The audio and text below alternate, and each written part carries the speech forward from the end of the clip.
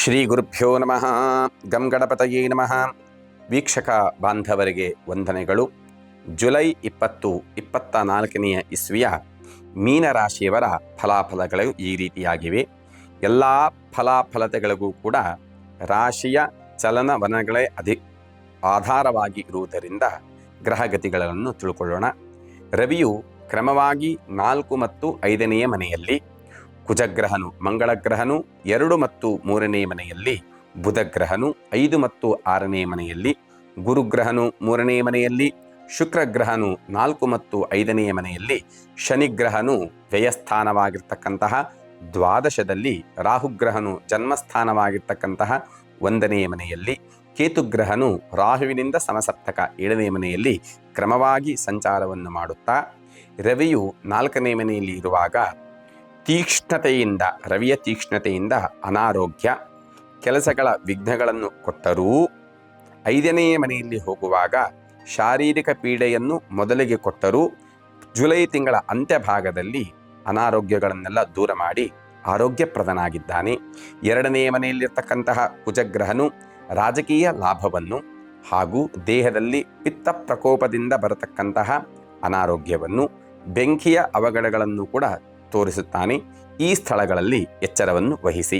3ನೇಲಿ ಬರತಕ್ಕಂತಹ ಕುಜಗ್ರಹನು ಸ್ವಲ್ಪ ಉತ್ತಮವಾದ ಫಲಗಳನ್ನು ಕೊಡುತ್ತಾ ಧನ ಹಾಗೂ ನಿಮ್ಮ ಬುದ್ಧಿಶಕ್ತಿ, ಭೂ ಸಂಪತ್ತು, ವಸ್ತ್ರ ಲಾಭಾದಿಗಳನ್ನು ಮಾಡಿಕೊಡ್ತಾನೆ. 5ನೇ ಮನೆಯಲ್ಲಿರ್ತಕ್ಕಂತಹ ಬುಧಗ್ರಹನು ಪತಿ ಪತ್ನಿಯರ ವಿರಸ, ಆರೋಗ್ಯ ಏರುಪೇರುಗಳನ್ನು, ದುಃಖವನ್ನು ಕೊಡ್ತಾನೆ. ಅದೇ 6ನೇ ಮನೆಯಲ್ಲಿರ್ತಕ್ಕಂತಹ ಬುಧಗ್ರಹನು ವಿದ್ಯಾರ್ಥಿಗಳಿಗೆ ಉತ್ತಮವಾದ ವಿದ್ಯಾಭ್ಯಾಸಗಳನ್ನು, ಸ್ಥಾನಮಾನಾದಿಗಳನ್ನು, ಯಶಸ್ಸನ್ನು ಕೊಡತಕ್ಕವನಾಗುತ್ತಾನೆ.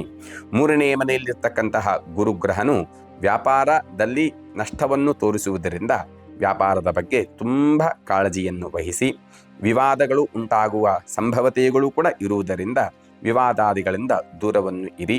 ಕೋಪ ನಿಮ್ಮ ಹಿಡಿತದಲ್ಲಿರಲಿ. ಹಾಗೂ ಮನೆಯಲ್ಲಿ ಪತಿ ಪತ್ನಿಯರ ಜಗಳ ಕಲಹಗಳು ಆಗತಕ್ಕಂತಹ ಯೋಗ ಇದೆ. ಹಾಗಾಗಿ ಮೌನವನ್ನು ವಹಿಸಿದಲ್ಲಿ ಆದಷ್ಟು ಕಲಹಗಳು ದೂರವಾಗುತ್ತವೆ. 4ನೇ ಮನೆಯಲ್ಲಿರ್ತಕ್ಕಂತಹ ಶುಕ್ರಗ್ರಹನ ಅನುಗ್ರಹದಿಂದ ಮಿತ್ರರೊಂದಿಗೆ ಸಭೆ ಮತ್ತು ಸಮಾರಂಭಗಳಲ್ಲಿ ಭಾಗವಹಿಸಿ ಅಲ್ಲಿ ಸುಖವನ್ನು ಕಾಡತಕ್ಕಂತಹ ಯೋಗವನ್ನು, ಸ್ತ್ರೀಯರಿಗೆ ಅಲಂಕಾರಕ ವಸ್ತ್ರಗಳನ್ನು, ಅದೇ ರೀತಿಯಾಗಿ ಚಿತ್ರರಂಗದಲ್ಲಿರುವವರಿಗೆ ಉತ್ತಮವಾದ ಸ್ಥಾನಮಾನಾದಿಗಳನ್ನು ಕೂಡ ಶುಕ್ರಗ್ರಹನು ಕೊಡ್ತಾನೆ. ಆಭರಣ ಲಾಭಗಳನ್ನು ಕೂಡ ಶುಕ್ರಗ್ರಹ ಅನುಗ್ರಹ ಮಾಡಿಕೊಡ್ತಾನೆ. ಅದೇ ರೀತಿಯಾಗಿ ವ್ಯಯಸ್ಥಾನದಲ್ಲಿರ್ತಕ್ಕಂತಹ ಶನಿಗ್ರಹ ನೋಡಿ, 7 ಶನಿ ಎಂಬುವುದು ಮೀನರಾಶಿಯವರಿಗೂ ಕೂಡ ಇದೆ.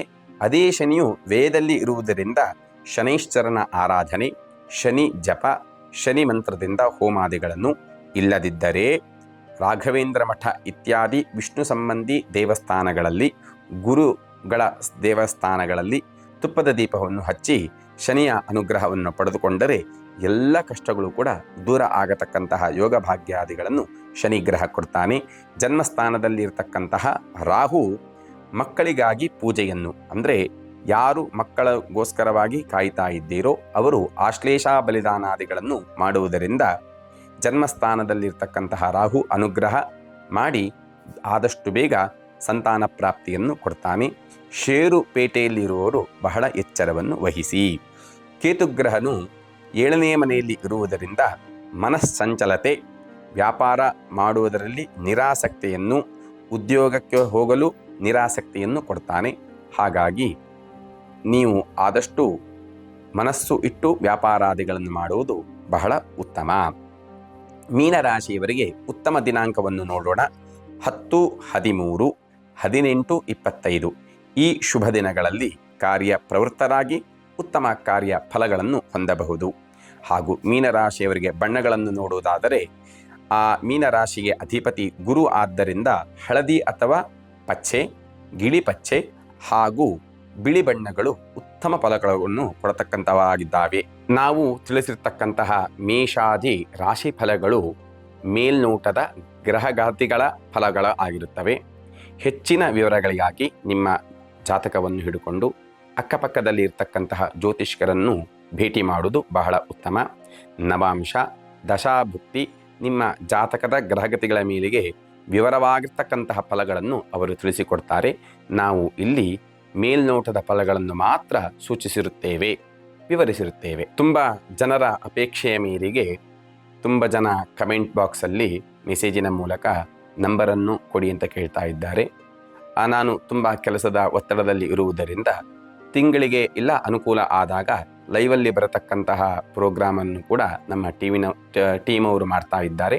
ಆವಾಗ ನನ್ನನ್ನು ಸಂಪರ್ಕಿಸಿ ಬೇಕಾಗಿರ್ತಕ್ಕಂತಹ ಫಲಗಳನ್ನು ತಿಳ್ಕೊಳ್ಬಹುದು. ಹಾಗೂ ಜ್ಯೋತಿಷ್ಯವನ್ನು ಕೇಳುವಾಗ ಯಾರೂ ಕೂಡ ಫ್ರೀಯಾಗಿ ಕೇಳೋದಿಲ್ಲ. ತುಂಬ ಜನ ಕಾಣಿಕೆ ಏನು ಅಂತ ಕೇಳ್ತಾ ಇದ್ದರು. ಹಾಗಾಗಿ ಕನಿಷ್ಠವಾಗಿರ್ತಕ್ಕಂತಹ ಮೊತ್ತ ಅಂದರೆ 101 ರೂಪಾಯಿಯನ್ನು ನಾವು ನಿಮಗೆ ಕಾಣಿಕೆಯಾಗಿ ಸೂಚಿಸಿರುತ್ತೇವೆ. ನಮ್ಮ ಟೀಮಿನವರು ನಿಮಗೆ ತಿಳಿಸಿಕೊಡ್ತಾರೆ. ಆ ಮೂಲಕವಾಗಿ ನೀವು ಪೇಯನ್ನು ಮಾಡಬಹುದು, ಇಲ್ಲ ದಕ್ಷಿಣೆಯನ್ನು ವಿತರಿಸಬಹುದು. ಆ ಮೀನರಾಶಿಯವರಿಗೆ ಗ್ರಹಗತಿಯಿಂದ ಬರತಕ್ಕಂತಹ ಸ್ವಲ್ಪ ಕಷ್ಟ ನಷ್ಟಗಳು ಕೂಡ ದೇವತಾ ಅನುಗ್ರಹದಿಂದ ದೂರವಾಗಿ ನಿಮ್ಮ ಇಷ್ಟಾರ್ಥಗಳನ್ನು ದೇವರು ಅನುಗ್ರಹಿಸಲಿ ಎಂದು ಪ್ರಾರ್ಥಿಸುತ್ತಾ ಶ್ರೀಕೃಷ್ಣಾರ್ಪಣಮಸ್ತು.